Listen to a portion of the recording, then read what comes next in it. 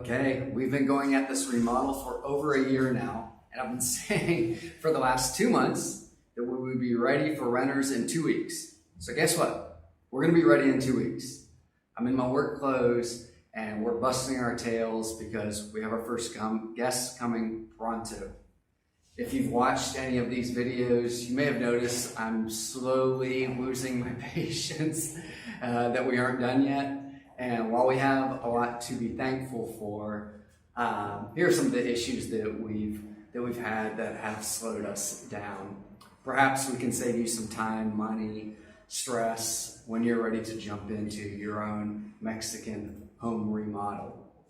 This is not an indictment on anyone. I don't want to negatively affect anyone's business. This is probably same stuff that we would have to deal with anywhere else in the world, whether it's the United States, here in Mexico, or Portugal. Perhaps there will be some educational and entertainment value found in the following few minutes. We can at least laugh at our expense.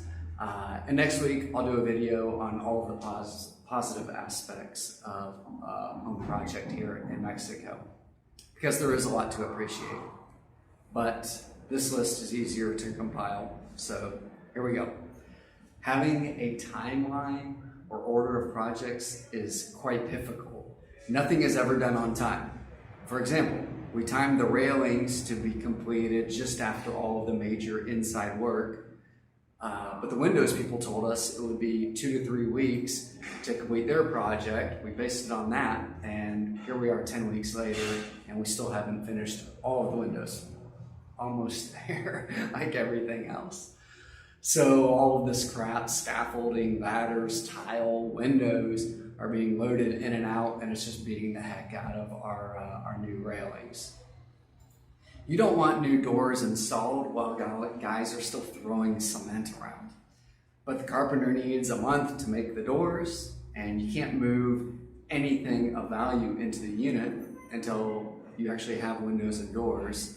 So you have to do the math on all of this. You know, generally we add about 40% to whatever date they give us that they're gonna finish as a realistic time to plan for the next step.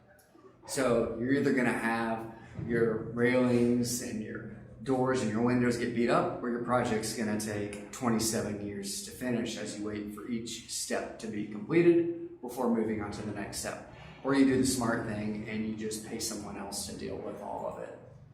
The amount of time wasted by not doing things right the first time will drive you insane. Our kitchen counter spacing was off in some areas from the front to the back by more than 1 inch. The spacing needs to be pretty close to correct so you can put the drawers in for utensils or whatever. I can't believe that I even measured this stuff after they finished. The same for the stove and the fridge. We needed 77 centimeters of space to fit the stove, 94 centimeters to fit the fridge. We had the space at the front, but not at the back where we lost several centimeters. So neither of those items would go to the far wall because it was too tight at the back end. And thankfully we caught these mistakes before the drawers were made and the countertops were finished. Then the countertops were supposed to be installed in 3 days. We did concrete countertops, but it ended up taking 3 weeks. The guy in charge was super helpful, and I think he was more frustrated than us that his guys dropped the ball on this project. They had to redo most of the work because the concrete was chipped and had some debris in it.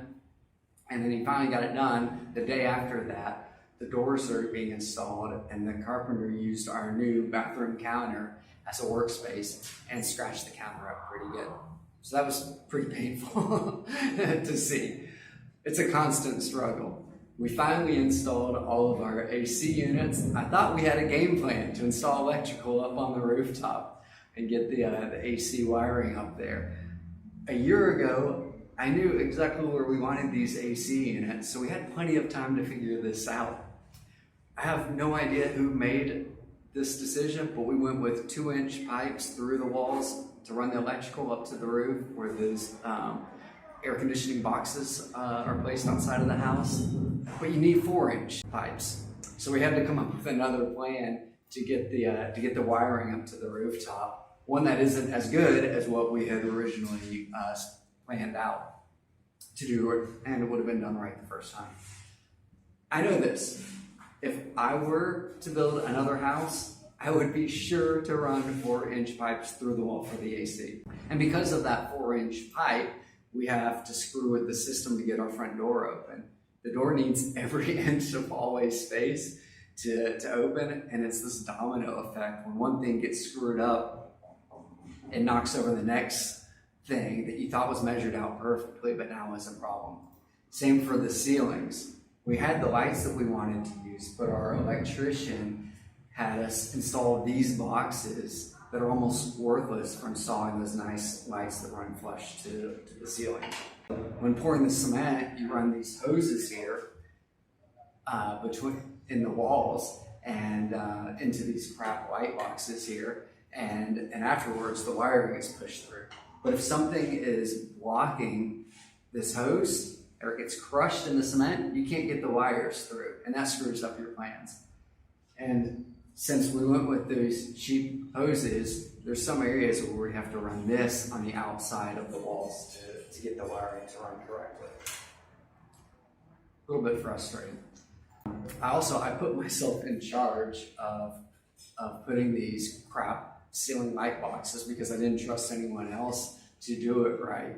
Fortunately, I only screwed up a few of them, but it's pretty difficult because you're operating in the dark as you figure out where to place these light boxes. You're standing on the rooftop thinking about where they need to go below to do the math right outside the end of the kitchen counters or centering it with the shower below.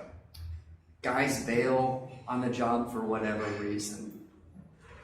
Long-term, part-time jobs make it hard to keep people around. The electrician or plumber doesn't want to have this ongoing $2,500 project that's going to take them 17 days to do, but stretched out 2 or 3 days a month for 6 months. And that's understandable, but it makes it harder for us to keep guys here. And as I've mentioned a million times, we've had to swap electricians and plumbers, and each time you do that, you almost take a couple steps back. We spent all this time working on our floor with a slight slope to it so we could easily drain it for whatever reason. I know I did a video a while back with the water that was coming into the house and all the havoc that it was causing, but the tile guy, I guess didn't speak to the guy who leveled the floor, so he ended up just leveling it totally off and covering the drainage that we had.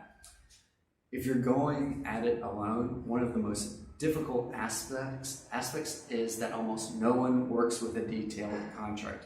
You agree to a project and a price and just hope that everything goes as planned. Half the time, I can't even remember what was included in our agreement and try to rely on WhatsApp messages to figure it out. Or we had something written up, but the agreement changed and we didn't change the written doc with the new verbal agreement. We recently had someone do some work. It was a 2-week job, more or less. We paid some money after the first week, almost all of it after the second week, minus a little amount, and he said that he would come in on Monday to finish. Well, Thursday, he finally came out, almost immediately told me that he busted a gas line. He called in someone to fix it, who was his brother-in-law, charged me $90 for the repair.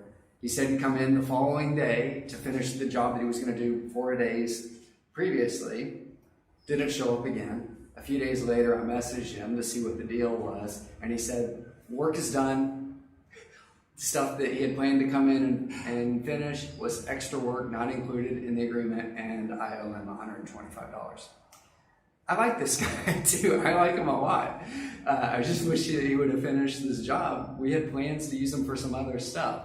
But I guess he decided that he had done enough work, was paid enough, and was ready to move on to something else. We've had one threat of a lawsuit.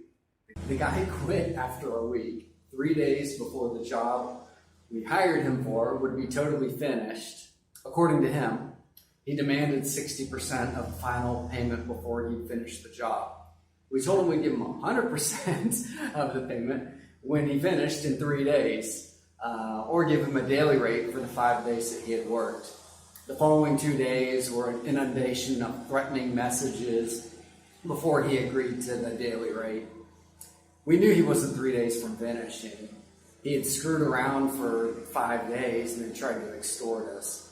I'm sure in his mind we're the bad guys. He had done some work for another contractor here, so we knew how much he was being paid previously, and we paid him almost double that. So anyway, the architect ended up stepping in and had his guys finish the job, and it took 2 more weeks, not 3 days. I'm going to do a detailed video someday on installing a pool and how to have it go smoothly. But one of our big fails was that we were told the permits were in order and paid for, but after the pool was finished, we found out that they were not filed correctly and by the contractor, and it ended up costing us another $400. Fortunately, again, the architect helped us in this situation and some of the other ones with these little hiccups. Sometimes the error does fall at his feet and sometimes not, but he's been really good about guiding us through the marsh. Okay, the next video is all of the positives. As I stated, I don't think this is anything new compared to anywhere else in the world. It can be a bit intimidating to go through this in a different country though. I definitely do not want to discourage anyone from buying, remodeling, or visiting ZWell. So come visit us here in sunny Mexico. All right, thanks for watching.